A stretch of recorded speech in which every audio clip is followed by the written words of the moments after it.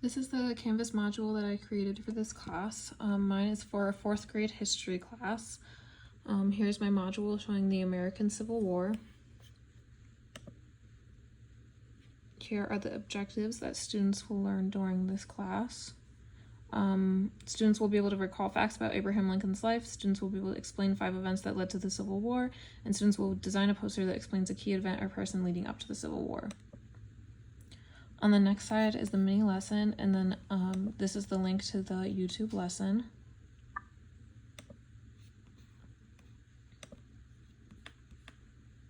Continuing on is the pre-assessment.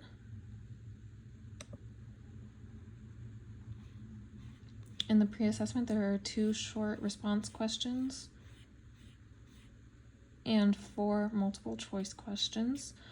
I will use these questions to assess my students' understanding of the objectives before the lesson starts, and based on their responses, I will use that to inform my instruction by knowing which topics I need to cover more in depth and which topics maybe I don't need to touch on as much because the majority of the students were able to get it right.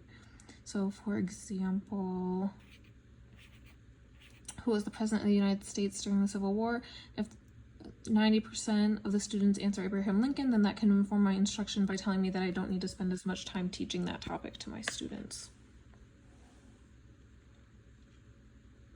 And then a question like question 1, other than being a president of the United States, what did Abraham Lincoln do during his life?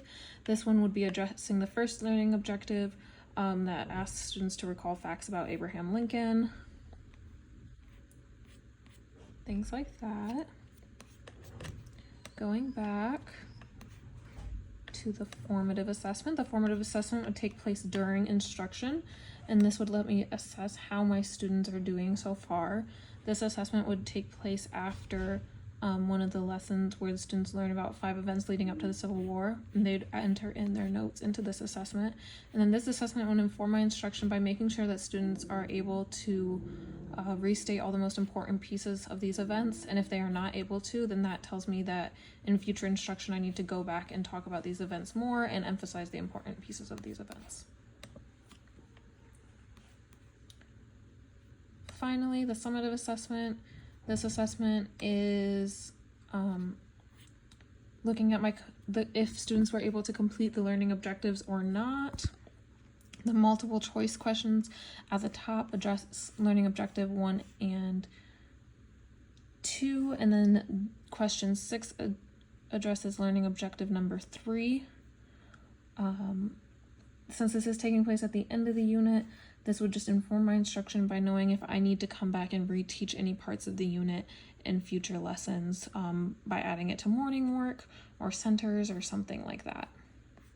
But yeah, that's my module that I created for this class.